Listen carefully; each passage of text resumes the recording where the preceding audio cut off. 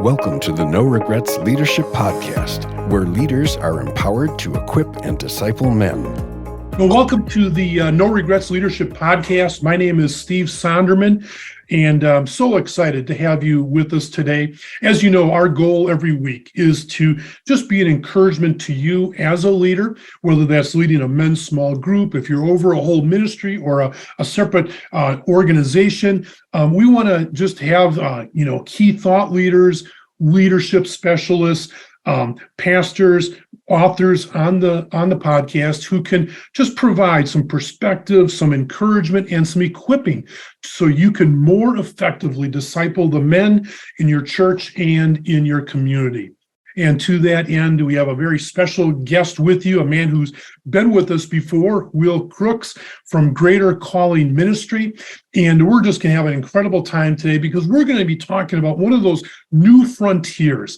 And that's this whole area of marketplace ministry. And what does it look like to minister to the men who are spending 40, 50, 60 hours a week in the workplace? For some of them, they're owning and they're running the businesses, but for others, they're just a workabee, and they're doing what God's called them to do. And so we're going to talk about what that ministry looks like, and maybe I know Wil has some things for you that'll help you to do that more effectively. So hey, Wil, thank you so much for being with us again today. It's so great to be here. It's exciting and looking for an inspirational time together. Great. Well, listen, it's been a little while since you were with us last time. And so why don't you just bring our listeners up to speed and just, maybe tell them over the last, 6 months to a year what you've been up to and what's been going on in the ministry. Yeah, it feels like, since COVID is certainly changed our world, and I would never say we got back to normal. We're in a new normal now, though. And the opportunity to travel more has been big in this last 6 months. And so a lot of what we do at Greater Calling is we connect business leaders and men to projects globally. And so that's one of the big things we do. We also help with corporate social responsibility locally. But I've been traveling a lot, and we've been putting an emphasis on this idea of leadership development. And one of the neat things that I'm excited to go to next month is an opportunity called The Challenge, and that's in Guatemala. It's where some kids in our leadership program have created these business plans, and they are getting up and presenting their business plans in front of a group of Guatemalan business leaders to compete for funding. It's called The Challenge. It's like Shark Tank. So bringing a group of men, business leaders down to see that, and that's really exciting. And I'm telling you what, some of these trips, Steve, deep sea fishing on the black sands of San Jose off the Pacific Ocean, and there in Guatemala cooking pizzas and lava off the volcanoes, man. So yeah, we do a lot of ministry and work, but we have a great time too. Yeah. Oh, that sounds wonderful. And I can't wait to just get into this topic a little more. So let's just jump right in. Like you just said, you've been spending a lot of time recently with a lot of business owners, more and more owners, executives. What are some of the trends that you're seeing as you've been ministering to them? Yeah, Steve, you and I are, a couple of old guys now. We're we've got a lot of years under our belt, kind of the sage, if you will. But the largest workforce right now are the millennials. Mm-hmm. And I'm telling you what, some of the trends is, they want to lead the way in engaging corporate social responsibility within their businesses with more than just a checkbook. It's not about a checkbook nor a checkbox, quite honestly. Millennials want to be a part of something that is truly bigger than themselves, where they're now expecting companies that they work for to be agents of change, to say, what, not only are we selling a product here, is we want to make the world better by what we do and what we bring to the world. Mm-hmm. 2/3 of millennials in a recent Deloitte study say that companies really have no ambition beyond making money, and that doesn't fit. That doesn't fit the value system of the millennials. Over 70% in this study said they admit that they're not engaged in work. And so that to me says, hey, they're looking for purpose. Is how do you create greater purpose in the workplace? They want to make a difference, want to work for companies who value the things that they value. And I think that growing trend of being aware of what those things are and really making that a part of what you do. And then, Steve, Gen Z is now in the workforce. Mm-hmm. And that's a whole different generation. You want to talk about trends. Gen Z, oftentimes, you're not going to see their philanthropic efforts of writing a check to a church or to a nonprofit. You know what? They in their minds, and in their right, is they're going to give philanthropically by their buying choices. And so in their minds, who in what they're buying is making the world a better place. And so businesses need to be aware of that. And I think they are. I think we've seen a hyper move into this idea of corporate social responsibility and how we're advertising towards that. And so I think it's moving away from the past trends of corporate sponsorship, hey, giving volunteer days, things like that, or some of the, hey, give to this general pot and then we'll kind of give it away, to how do we create relationship, longer term impact, and actually being strategic about it. Yeah. And boy, I mean, the application for the church and for guys ministering to men is right there, right? So instead of just having a missions, pot, that everyone just gives to, it's just thinking about what are some of those strategic partnerships we can develop where we can build long-term relationship with and have our people involved with, so that it's not just, we're just giving to whatever, That's exactly right. And how do you get involved and be hands-on with that? And the church is a perfect place to engage that. And I think it's a great opportunity to engage people in business, men in business, and how that can spread into their businesses. So I think absolutely the church remains that city on a hill that can't be hidden. Well, and then for anyone working with men, and for that matter, men or women, it's helping them understand the purpose for which they're made. Because like you said, it's just part of our DNA to be made for something greater and grander than ourselves. And so how do we help them discover that purpose that they can live for, that is bigger, right? That's right. What difference am I making?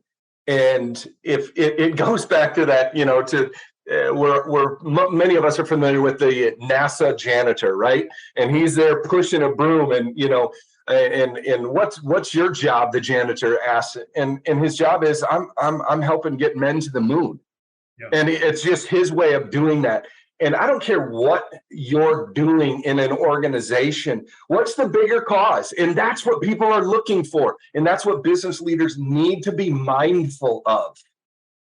Yeah, for sure. So any other major trends that you're seeing? I mean, you've already mentioned a couple, but is there anything else that you want to mention here before we move on? Yeah, I just think, kind of corporate social responsibility is kind of this big deal in business, right? And it does continue to change and evolve, where it's not just check box or check writing. It really includes all the stakeholders. Yeah. And when you're looking at all the stakeholders, it really can become a win-win-win-win, right? That kind of that 4-win type thing. It's a win for the company and its brand narrative, the story it's trying to tell. It's a win for the employees of giving employees greater purpose, just as we were talking about. It's a win for the customer, kind of that Gen Z and your buying choices, knowing that when I'm buying whatever the product or service it is that you're selling, those dollars are going to make a difference in the world and to make the world a better place. And then it's a win for the communities that you support.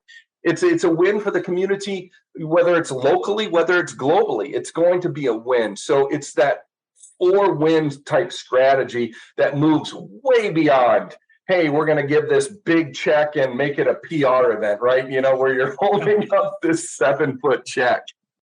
Right. Yeah, we've all seen a lot of those over the years. That is for sure. And so, Will, how do you see companies doing this? What are some things that as you're talking to them and you're working with them, what does this look like practically in some of the companies that you've been a part of? Yeah, you want to move away from, doing good things to having a culture that exists of making the world a better place, right? And so it's how do we create this culture, and that's what we're doing. A lot of times you hear the language of, "Hey, it's not about giving back." I really don't like that language, especially when it comes to companies. Corporate social responsibility isn't about giving back to a community, because that assumes you took something from the community. And just by being in business, you're enhancing and making the world a better place. You're creating livelihoods, for families. And so there's some mindset shifts, that need to take place and to start. And absolutely, I can give you some incredible examples. A lot of times businesses will start similar to a church. It just is part of their DNA is, hey, we want to be a company that gives to communities, and we want to be outreach focused. I don't care if it's a church or a business, there's those mindsets. I think it gets hard when you're trying to change and you've got a board of directors that you're accountable to and stockholders and different things like that. I can go back to Kellogg's, one of the most philanthropic companies, in the country. It started William K. Kellogg. That was how his life started, of wanting to make a difference in the communities that he was a part of. And so it makes it easy. Of course, they're philanthropic and do amazing things across the world. And even a company like Greater Calling can help a company like Kellogg's, which, they're one of our partners. I was sitting down with their leaders, and they have an initiative called Breakfast for Better Days, and they want to serve 1 billion meals. And I'm looking at them and I'm like, that's great. That's good for you, right? And it's certainly something you can market. But what then? What then after we've served 1 billion meals? What if we created something that was sustaining and was providing meals in reproducing itself, multiplication? And what if we created the Kellogg's Gardens? And these gardens provided jobs, and these jobs, you could bring this food to the marketplace, and you could train upcoming generations on unique ways to do farming, and this would feed the schools of where they're at. It tweaks the thinking a little bit and says, let's get strategic. Let's not create dependency just by feeding people. Let's create, let's be innovative with our corporate social responsibility. And so that's been one of the fun ones for us. And so Kellogg's wrote a big check, and we created these Kellogg's Gardens in Uganda. So it's been fun. Yeah. Oh, I love it. Yeah, that's really helpful. And I want to go back a second, because I really think this is one of the key issues. And like you said, it's creating the culture. And there's a lot of talk about culture today, and having creating culture in churches, organizations, businesses. Men, our heart here at No Regrets is to see a spiritual awakening among men and to empower them to be leaders in their home, church, workplace, and world, and to develop and grow men's ministries in churches across the street and around the globe. And you guys are the ones that can make that dream a reality. To make a one-time gift or become a monthly donor, visit our website at menwithnoregrets.org/give and make an eternal impact today. Will, what have you learned, and what are some of the suggestions you're making as you're working with organizations about how to create that type of culture? What goes into the creation of a culture? Where do you start with that? Yeah, it can't just be, this is something we should be doing. This has got to be something that there's a calling into, and it's something that has to be at every level. You have to have top leadership buy-in, or it doesn't go. And it can't be top down, right? It has to be bought in throughout the entire system. So those would be the two main things. There has to be an authenticity, not this is something we should be doing. No, this is what we have to be doing. We want to be doing this. And then it has to have high levels of buy-in. And then the third thing to create a culture is it has to be strategic. You can't assume it's just going to happen because you're writing checks and giving a volunteer day. It's like, how do you build relationship? How do you know the impact that the dollars are actually having, and that what you're doing is making a difference, not only to the community that you're serving, but to your stakeholders, to your employees, to your customers, to your vendors. And so those are the types of things. This idea of authenticity, the idea of buy-in, the idea of being strategic, and then the idea of really knowing and measuring impact. That is so helpful. I'm just making notes here. I just love it because I think, we can talk about culture, but oftentimes we're not sure where to start or what to do. And I think those are just some really practical things that people can unpack and do right where they are, no matter what size the company they work with or are. That's the biggest thing that I've heard, Steve. You want to talk about what I'm learning kind of in working with business leaders or anyone in business is, okay, there's this idea of I really want to do this.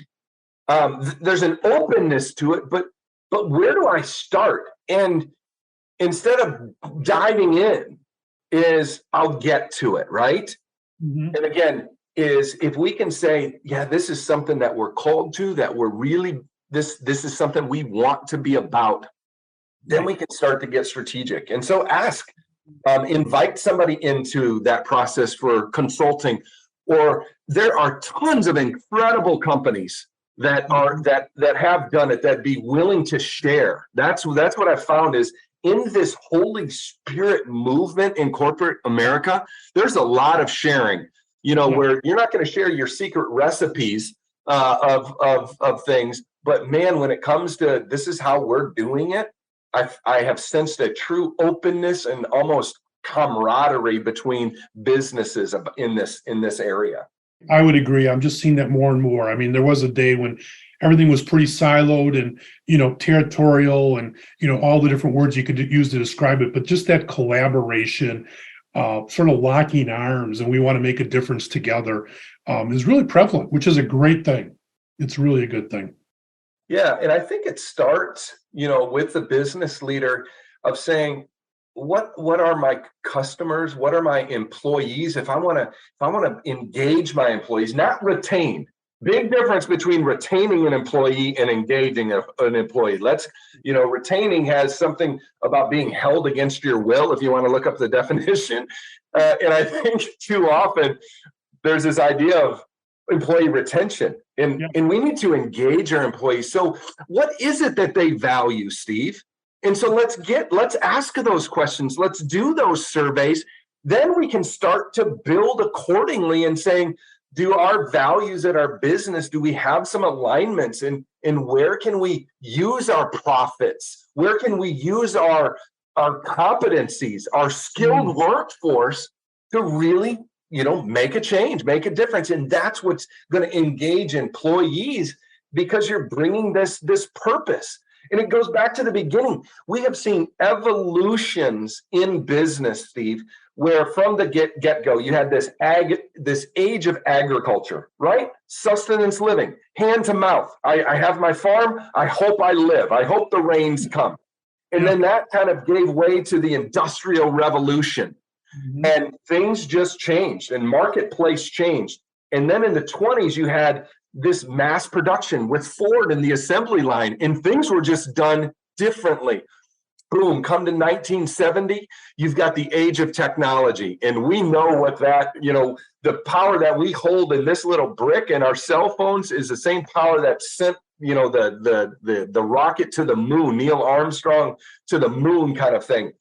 But there's been this shift. It's now the age of technology is always there and it's always changing. But now we've entered into this age of purpose, and people are desperate to find purpose, and they're finding it in the church, in Jesus Christ. But I believe you can find that in the workplace too, through Jesus Christ. Well, yeah. And that takes us actually back a whole step. And that is that work is of God. Work is not a curse, but it's a calling, and we are made to work. God was a worker, we are workers, and it's part of being made in the image of God. And I think even there's a lot of disconnect. And people see, well, I go to work just to share my faith. Well, that's good, but that's not the main reason you work. The main reason you work is because you're a worker. That's right. Gifted to work. We have a purpose, and it's just helping people even understand that. Amen. You got that right. That'll preach, Steve. Yeah, it will. So I better be quiet. This is your podcast. Okay. So we just have a little bit here, but you were starting to talk a little bit about some of the lessons, not so much the trends we're seeing now, but when you're ministering to people in the marketplace, what does ministry to workers look like? And you already talked about, what do they value, helping them discover their purpose. Anything else that you've learned just about ministry to people in the marketplace? Anything else you'd say, yeah, keep this in mind for our listeners? Yeah, absolutely. I think oftentimes, and this is good. I'm just saying this. My thinking is different, or it's an ad. You want to share your faith through words, through actions. Yeah, if there's a prayer group or a Bible study that's at your workplace, or shoot, you could start one at your workplace. Absolutely. How many incredible movements, Steve, of these groups that are meeting, these roundtables, Truth at Work, Convene, Barnabas, C12. These are all wonderful things.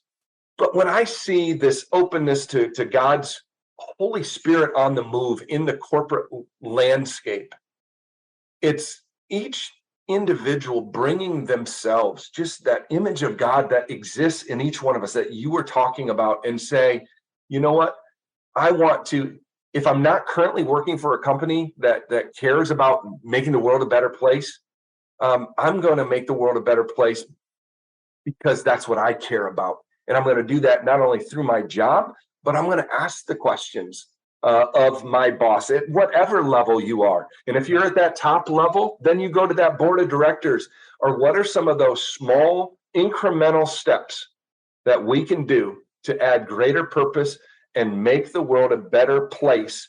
And again, I know my value system, it's coming from Jesus Christ. And again, do I have to use a megaphone to say that, versus I can be that and do that at wherever I'm at in the workplace? I love it. I was speaking at a leaders retreat this weekend, and I used the quote from Leo Tolstoy, who said, everyone thinks of changing the world, but no one thinks of changing themselves. And it just starts with yourself.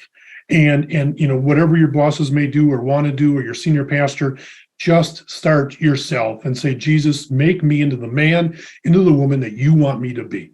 And that's right. I just developed a new course called Disciple Makers 101, Impacting Your World for Christ. And the whole idea is it's just for the Joe Blow guy. And how do I impact my world, my sphere of influence? Every person has 144 people in their sphere of influence on average. What do I do with that group right there that God has given us, And that's where we start. We just start right there. Right where we're at. I've got one more question for you. So let's talk a little bit more, just finish up by talking about greater calling.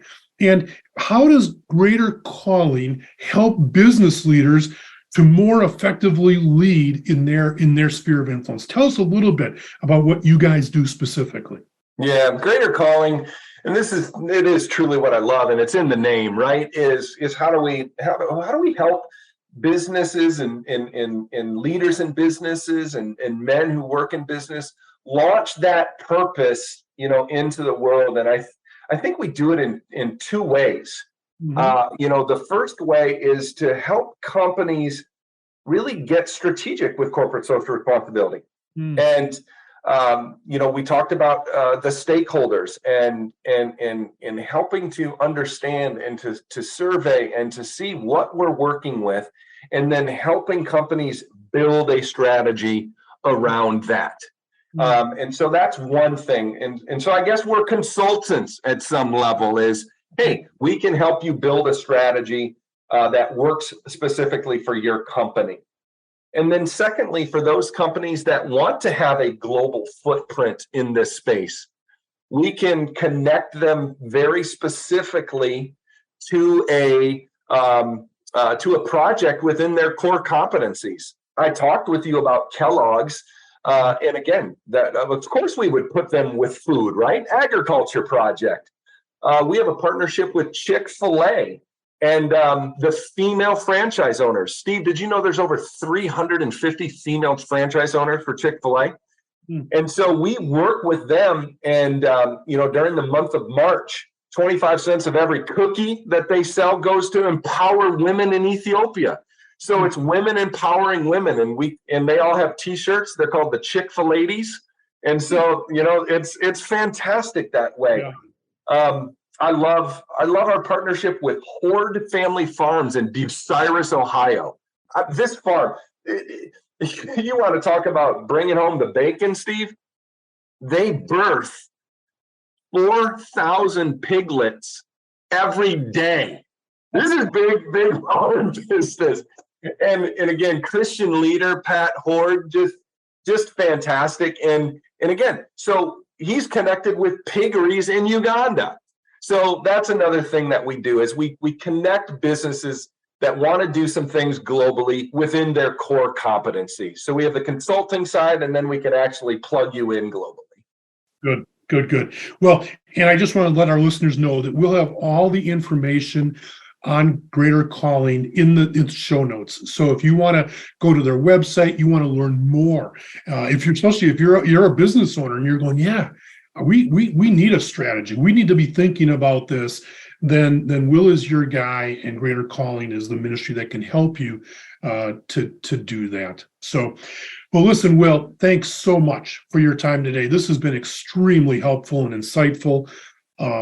Gosh, we just hit on so many wonderful things, and so thank you for your time. I really appreciate it. And for those who are listening, hopefully you've been encouraged. And I just want to encourage you, as we always do, to take it and to share this podcast with others that you think would be encouraged by it and helped by it. Write a review for us. We'd really appreciate that. And so on behalf of Will and myself, I want to thank you for listening this week, and look forward to talking to you next week. Thank you for joining the No Regrets Leadership Podcast. For more information and to access past recordings, please visit www.menwithnoregrets.org/podcast.